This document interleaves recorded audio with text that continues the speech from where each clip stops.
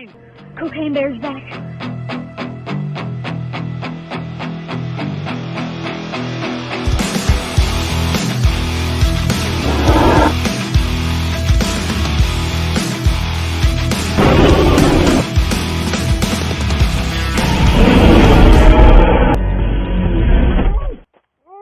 Oh man, you fucked. Yo, jumpa lagi di FDJ Plot. Kali ini aku mau review sebuah film baru di 2023 yang berjudul Cocaine Bear.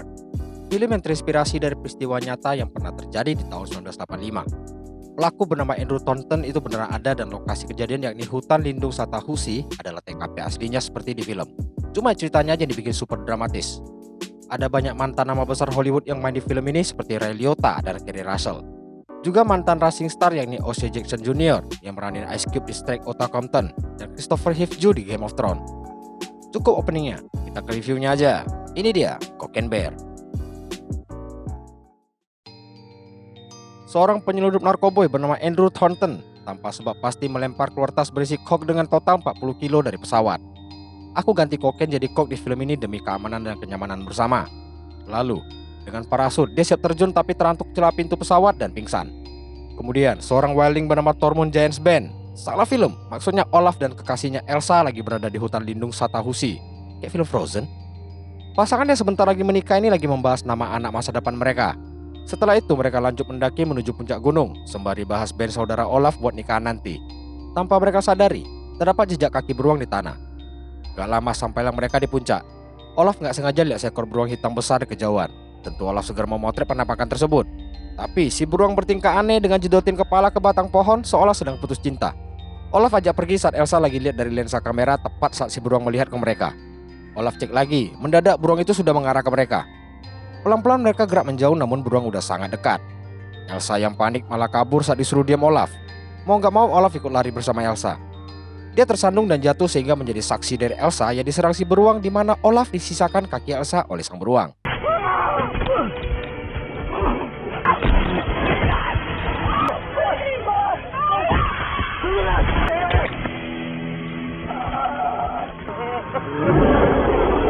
TV memberitakan kasus narkoba yang jatuh dari langit Tennessee dan jasad Andrew yang parasutnya nggak kebuka serta bukti 32 kg coke.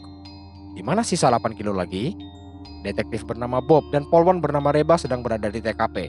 Bob jelaskan, Andrew adalah anggota dari Sid White, seorang penyelundup yang berhubungan dengan kartel Colombia. Bob yakin masih ada sisa coke yang belum ditemuin. Dia lalu bahas mengenai guguk dengan Reba karena dia baru punya seekor guguk berjenis Maltese dan bingung cara rawatnya. Pindah ke pria bernama David yang datang nemuin sang bos penyelundup yakni Sid White. Dia minta David pergi cari sisa coke ke Chattahoochee di mana terdapat tempat bernama Gunung Darah. Karena diklaim sisanya tercecer di daerah situ dan harus ditemukan sebelum jadi masalah dengan para kartel Colombia. Dia suruh ajak pria lain bernama Eddie, padahal Eddie lagi berduka akibat baru ditinggal meninggal istrinya dan juga udah bertobat. Dia mau Eddie lanjutkan hidup karena udah muak jagain anaknya Eddie si Gabe. Pindah ke seorang jendes bernama Sari dan anak perempuannya si Didi. Si anak ngambek karena ibunya sibuk sama pacar barunya yang ajak mereka ke kota lain. Padahal harusnya Didi dan Sari pergi melukis air terjun. Namanya kasmaran. Sari cuma bisa coba bujuk supaya Didi bisa nerima si pria itu. Kini ke pria bernama Eddie yang masih galau sambil kobam. David datang dan disambut berita di TV mengenai Andrew tadi. Eddie tanya apa itu anggota mereka yang David suruh diam karena takut didengar orang. Lalu dia utarakan tujuannya ke Eddie buat cari coke Chattahoochee. Esoknya, bocil bernama Henry ke rumah Didi karena dia diajak ke air terjun buat bolos sekolah. Sedangkan Sari yang pulang dan mau bersantai, dikagetkan telepon tentang Didi yang bolos bersama Henry. Sari lihat ada tas di luar. Dalamnya terdapat peta tentang air terjun rahasia yang dituju anaknya. Jadi, Sari langsung OTW ke TKP. Lalu si Bob, dia masih sibuk cari info mengenai guguknya. Dia juga berniat titipin guguk bernama Rosette ke Reba sebab dia harus berangkat ke Chattahoochee karena dapat info mengenai anggota Sid yang menuju ke sana. Di pusat pengunjung Chattahoochee, seorang penjaga hutan bernama Liz lagi asik dandan sambil nyebat karena akan bertemu pria pujaannya nanti. Dengar suara dari depan, dia keluar dan bertemu begundal bernama Joe. Liz tahu dia cuma pura-pura belanja. Waktu disuruh keluarkan isi kantongnya, Joe puji parfum buat alihkan perhatiannya dan berhasil. Gak lama, datang pria pujaan Liz bernama Peter. Peter coba asap sebat di dalam, Liz malah tuduh Joe sambil ngusir dia pergi. Balik ke Didi yang asik merhatiin pamflet rusa pose kawin. Henry sendiri lagi sibuk nandain wilayah jelajahnya di pohon. Didi lanjut periksa sekitar dan nemuin satu bungkusan di semak-semak. Waktu ditunjukkan ke Henry, Didi bilang itu mungkin coke. Biar kelihatan gaul, Henry bilang, bukan itu, aku pernah pakai bareng teman sepulang gereja. Yang tentu Didi nggak percaya. Adik kecil nggak gitu caranya mau kelihatan keren. Blok. Karena sok Didi suruh dia coba pakai di bungkusan. Dengan 1000 alasan dia tolak. Didi minta pisau buat cobain sendiri. Dengan sotonya Henry suruh dia makan dan Didi beneran lakuin. Henry yang ketawain Didi suruh coba sendiri. Si Dongo itu beneran lakuin juga dan bilang yang ku coba dulu nggak gini rasanya. Kemudian jiwa bisnis Henry muncul dan ajak jual barang itu. Gak terlalu direspon, Didi kembali nemuin sebungkus lagi di sekitar tapi dalam kondisi udah kebuka. Yang mereka curigai itu ular rusa. Mereka salah, karena sang pelaku ada di belakang mereka. Dimana bersin dari beruang buat dua bocil ini lari tunggang langgang. Di sisi lain, David udah OTW bareng Eddie. Lagu di mobil bikin Eddie teringat istrinya. David pun minta maaf karena gak ada waktu istrinya meninggal. Yang Eddie jawab, gak masalah, aku gak berteman sama pengedar. David tentu kecewa karena anggap dia lebih dari pengedar buat Eddie. Eddie gak peduli dan bahas kematian istrinya pasti karena papanya. Karena istrinya lah dia ninggalin bisnis keluarga dan buat papanya gak senang. Padahal istrinya meninggal akibat kanker, kata David. Balik ke Liz dan Peter yang lagi bahas rute perjalanan buat neliti satwa liar. Mendadak muncul Sari buat tanya keberadaan Henry dan Didi. Berhubung Peter dan Liz mau menuju Gunung Dara yang juga dituju Didi, Sari mau ikut buat cari. Liz tentu keberatan karena mau berduaan sama Peter. Tapi Peter gak masalah, jadinya Liz harus mengalah. Saat mereka mulai perjalanan, David dan Eddie sampai di sana. David yang kebelet izin ke toilet dulu. Lalu sambil jalan, Liz jelaskan alasannya bawa pistol. Di hutan, ada kasus remaja yang nyerang para pendaki dengan pisau dan menamakan diri mereka Duchamps. Jadi pistol itu buat jaga-jaga aja. Ke David yang lagi dikunjungi Duchamp, di mana salah satunya ada si Joe. Ketuanya berbaju kuning bernama Kit dan si montok bernama Rocky. Mereka suruh David serahkan isi kantongnya yang jelas ditolak si pengedar ini. Karena dia nggak melawan, Kit maju buat kasih pelajaran, tapi malah berakhir trio kunyuk ini disikat rata. Akibat perkelahian itu, David tertusuk di punggungnya.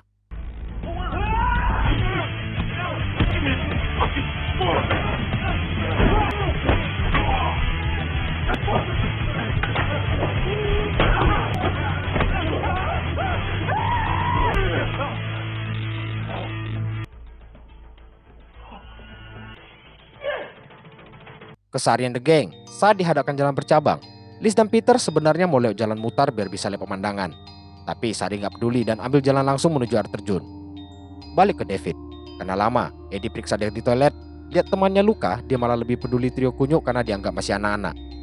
Eddie lalu nemuin sebungkus kok dan diinfo ke David.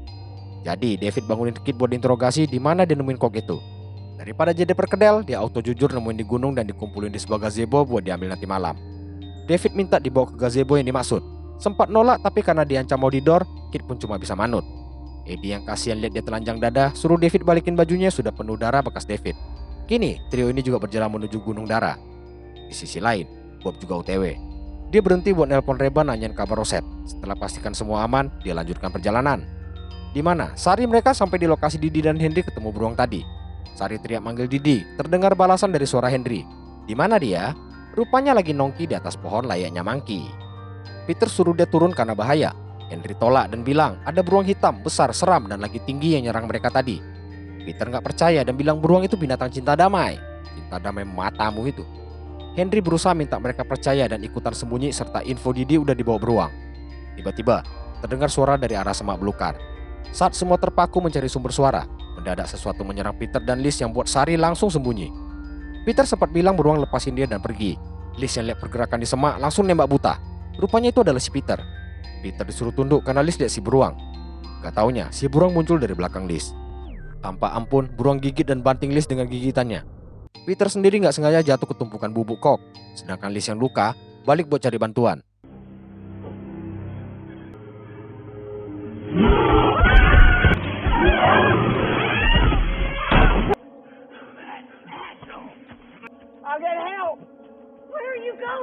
Kini Peter ikutan manjat pohon buat ngumpet tanpa dia ingat kalau beruang hitam itu jago panjat pohon.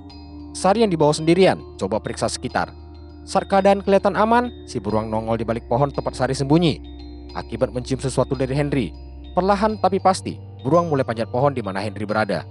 Henry yang panik disuruh panjat lebih tinggi lagi. Dia hampir jatuh karena dahan pijakan patah. Dia coba melawan tapi gak mempan. Saat beruang siap merekam, dia pindah sasaran karena mencium bokok dari badan Peter. Dengan kecepatan bak ninja Konoha, dia panjat pohon Peter berada dan fatalitinya hingga modiar. Momen itu dimanfaatkan Henry buat turun lalu kabur bersama Sari.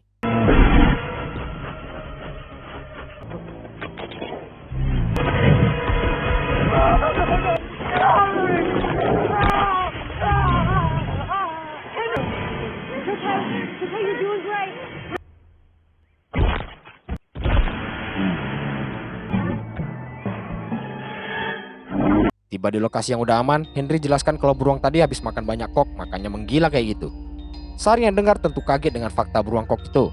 Dia lalu tanya tentang Didi, yang menurut Henry masih hidup, sambil nunjuk ke arah dia dikejar beruang tadi. Tanpa ragu, Sari ajak dia ke sana. Kemudian, Liz yang balik ke pos ketemu Rocky yang pikir dia juga diserang David. Rocky sendiri udah nelpon ambulan karena Joe babak belur. Sambil ngisi peluru, Liz perhatikan kotak uang yang kosong dan sebilah pisau di meja. Liz yakin mereka Duchems. Rocky nyangkal dan coba berkilah, tapi Liz yakin mereka lah sang pelaku. Liz yang lagi emosi, diinfo Joe kalau ada orang di luar. Dia tahu itu si beruang. Dia suruh Rocky bersiap buka pintu dan dia bakal nembak karena dendam bokongnya digigit. Waktu Rocky buka, si beruang lagi duduk santuy dan Liz tembak tapi malah headshot ke si Rocky. Joe panik dan beruangnya kabur. Joe disuruh tutup pintu dan periksa sekitar. Gak lama, ada suara dari atap yang diyakini itu si beruang. Sambil ikutin sumber suara, Liz bidik dan siap tembak. Bukan dari atap, beruang muncul dari pintu dan nyerang Joe.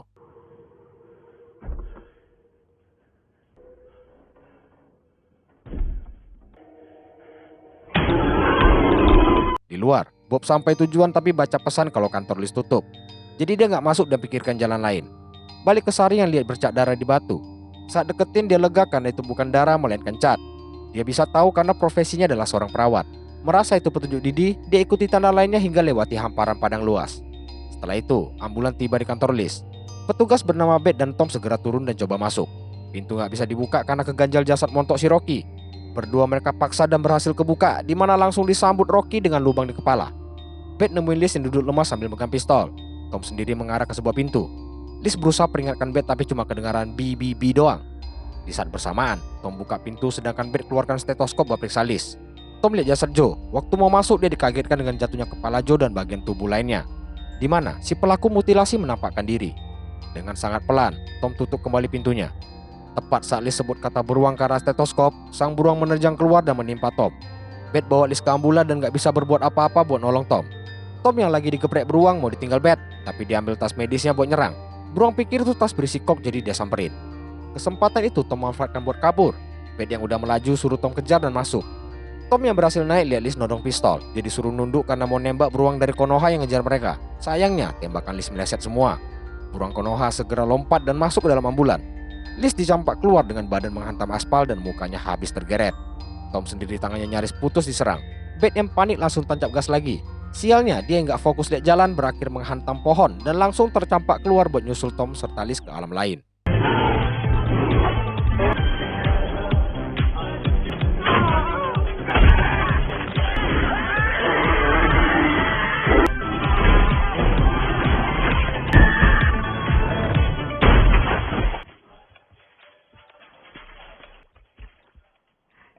Balik ke ide mereka, Kit lagi curhat tentang dirinya yang tinggal mati papanya. Mamanya belikan dia kadal buat jadi teman karena Kit gak bisa berbaur sama orang lain. Tapi karena si kadal dia jadi berani dan akhirnya ketemu Joe dan Rocky yang kini udah pindah alam. Karena cerita itu, Eddie kepikiran belikan Gabe kadal juga. David gak peduli dan cuma fokus sama gazebo. Dan tak gimana, Bob bisa sampai duluan ke gazebo itu. Waktu istirahat di sana, gak sengaja dia lihat tas di atas gazebo yang dicurigai berisi kok. Di sisi lain, seseorang tiba di sana dan mengambil senapan dari bagasi mobil.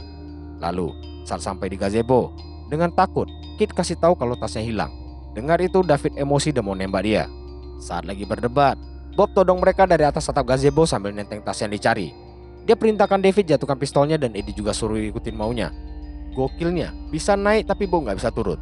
Di tengah kebingungan buat turun, David coba ambil pistol tapi berhasil ditembak Bob. Anehnya, jari tengah dan kelingking yang putus ketembak. Sakti si Bob ini. Kepalang kesal, David pungut senjata dan masuk ke dalam gazebo. Situasi jadi kacau, sehingga Kit dan Eddie disuruh tiarap. Si David sempat-sempatnya minta Eddie pungut dulu jarinya sebelum tiarap. Bob yang masih bingung posisi David berpindah scene ke Sari dan Henry. Sari lihat sweater Didi di seberang sungai. Tanpa pikir panjang, mereka seberangi sungai di mana scene perlihatkan Didi di suatu goa dengan kondisi kaki terluka. Kembali ke Bob yang masih nangkring di atap. David bilang ada beruang mengarah ke mereka. Bob gak percaya tapi waktu dilihat sendiri, kagetlah dia.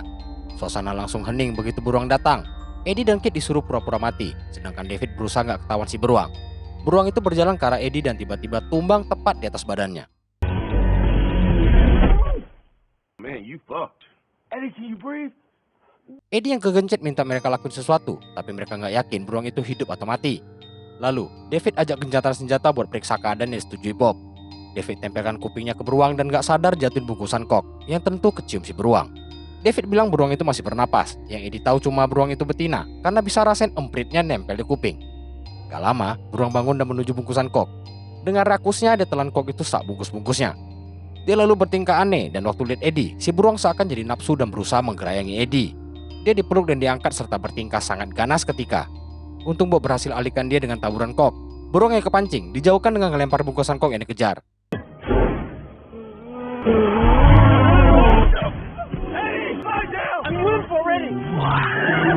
Eddie, please don't die like this, Eddie, please.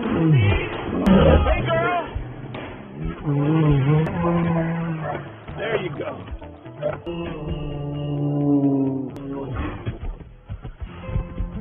Waktu mereka disuruh pergi, David malah todong Bob. Jadi, aksi todong-todongan ala koboi pun terjadi. David masih ngotot buat dapatin tas berisi kok. Kemudian, Bob ditembak. Tapi bukan oleh David, melainkan Sid yang nembak dari kejauhan. Karena takut sama beruang, David dan Eddie kabur, sedangkan Bob sengaja jatuhkan tas ke bawah buat si beruang. Di tengah pelarian, Eddie ketemu Sid yang ternyata adalah papanya. Papanya tinggal di rumah yang buat mereka malah berdebat. David juga jelaskan masalah kok yang sebagian besar di mamam beruang. Walau bingung dan keadaan panik, Sid jelaskan ke Eddie, sisa kok harus mereka dapatin. Kalau enggak, Sid dan keluarga bakal diincar kartel Kolombia. Jadi, Eddie juga nggak ada pilihan lain sekarang. Mereka balik ke lokasi Bob yang udah sekarat. Bob bilang kok udah dia hadiahkan ke beruang dan gak mau kasih tahu arah perginya. Lalu, Reba muncul di sana. Bob yang senang kirain bala bantuan, dikejutkan fakta kalau dia adalah anggota Sid. Kecewalah Bob yang percayakan Rosette. Rosette sendiri kini ada di mobil Reba. Sid ancam Bob, kalau nggak kasih tahu arah beruang pergi, dia mau nembak Rosette. Bob yang nggak mau Rosette terancam akhirnya bilang beruang ke arah utara. Gak lama mereka pergi, Bob pun meregang nyawa. Balik ke Sari yang ketemu sama Olaf yang ternyata masih hidup. Setelah ngomel-ngomel masalah beruang, dia bilang lihat si Didi dan bersedia antar mereka menuju Didi. Di mana beruang itu juga lagi menuju ke arah yang sama sambil bawa tas. Setelah itu, Olaf antar mereka sampai goa yang jadi rumah si beruang. Demi anaknya, Sari mau masuk dan minta senter dari Olaf. Tapi Olaf bingung kemana waktu mereka udah masuk. Geng Sid sendiri berjalan ikutin bubuk kok di tanah, tanpa mereka tahu ada tas lain tergantung. Lalu Sari yang udah masuk ketemu tas lain, tapi keluar 2 ekor anak beruang yang mirip beruang kutub karena kok. Dengar suara, Didi keluar dan akhirnya ketemu mamanya. Lagi asik pelukan, ada suara si beruang dari luar. Terpaksa mereka cari jalan lain dan nemuin air terjun rahasia yang mereka cari. Sayangnya itu jalan buntu. Sid juga sampai goa, tapi David ajak pergi aja karena nggak mau bernasib kayak jasad Elsa yang mereka nemuin di jalan tadi. Sid nggak peduli dan tetap masuk. Dia langsung ketemu tas yang isinya udah dimakan beruang. Dia suruh Eddie kumpulkan sisanya. Reba ajak pergi kalau udah ketemu yang dicari, tapi jelas Sid tolak karena masih ada lagi yang lain. Reba nggak mau tahu dan cuma mau pergi dari sana. Sid persilakan namun malah ditodong. Lihat itu David pasang badan, sehingga Reba bisa keluar dengan selamat. Lalu mereka teruskan masuk lebih dalam. Sari segera bawa lainnya sembunyi waktu tahu ada yang datang. Sid lihat tas lain tersangkut di pohon sekaligus Sari mereka. Dia minta ambil tasnya atau dia mau bunuh Sari mereka. Eddie yang dibantu David coba tarik tasnya tapi tersangkut dahan. Lalu dia info papanya karena lihat 2 beruang kecil muncul. 2 beruang itu seolah tahu mana yang jahat, jadi mereka nyerang Sid. Karena kecil, Sid masih bisa melawan. Dia suruh mereka tembak beruangnya, tapi Eddie nggak tega karena masih kecil. Waktu Sid lempar senapannya ke David, malah ditangkap Sari dan membalikkan keadaan. Sid pun diceramain Henry karena jadi dalang dari semua hal yang terjadi. Lagi seru-serunya, Mama Beruang datang meramaikan suasana.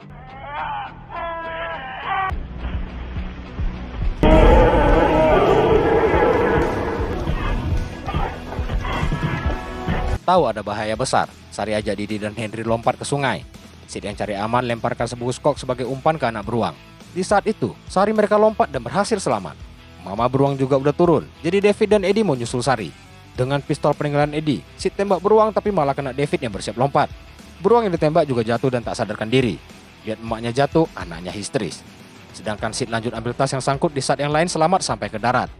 Sid nggak sengaja jatuhin sebungkus kok yang pecah saat hantam bebatuan. Bubuk yang terhempas terhirup beruang dan seakan mendapat buff, dia bangkit kembali.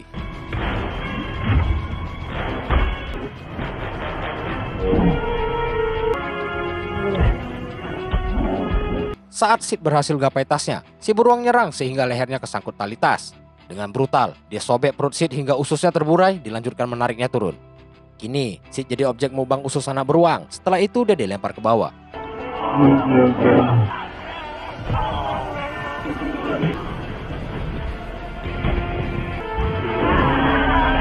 Di bawah sana, Eddie yang sadar David tertembak berusaha minta bantuan. Dia juga mengakui kalau David lebih dari seorang pengedar buatnya. Lalu, Sari mendekat buat nolong David. Singkat waktu, mereka balik ke area kantor. Eddie menatap Sari dengan penuh kesedihan. Setelah itu Reba keluarkan roset dan dikasih ke Eddie. Eddie masukkan ke mobil dan si David masih aman di dalam. David pastikan roset bebas kok baru dia berani belai. Lalu Eddie ajak jemput Gabe dulu sebelum pulang. Di sisi lain, Sari mereka berjalan melewati lokasi pembantaian petugas medis serta Liz, dan terlihat polisi yang mulai berdatangan. Sementara para beruang lagi asik bersantai, di mana mereka lagi disorot orang lain. Tahu itu, ketiga beruang ini menatap tajam ke arah perekam dan siap menyerang. Akhir film, Kit selamat dan menumpang pickup berisi kambing. Tas yang ditaruh di belakang dia masukin lagi karena takut kambing makan cooknya. Lalu, Eddie yang jemput Gabe dan kasih roset ke dia. Roset seperti lagi makan sesuatu, yang tak lain adalah sisa jari David. Tamat. Sekedar informasi, pemeran Sid yakni Ray Liotta udah dipanggil Tuhan bulan Mei tahun lalu saat proses syuting film Dangerous Waters berlangsung. Kisah asli kasus di film ini sebenarnya lebih sederhana, yaitu beruang yang makanin kok itu udah mati karena overdosis. Jasadnya diawetkan dan dipamerkan di salah satu mall Kentucky. So far, film ini gokil sih. Kupikir awalnya komedi-komedi absurd gitu, rupanya secara cerita keren juga. Dan sebagai orang yang pernah berada di dunia para pecandu, aku punya pesan buat kalian. Please, stay away from drugs. Never ever doing that kind of shit. Karena endingnya cuma dua, penjara atau kuburan. Gak ada lagi selain itu. So don't do it. Sekian review film ini, aku FDJ pamit mundur. Thank you for watching and happy Crazy Bear. See ya.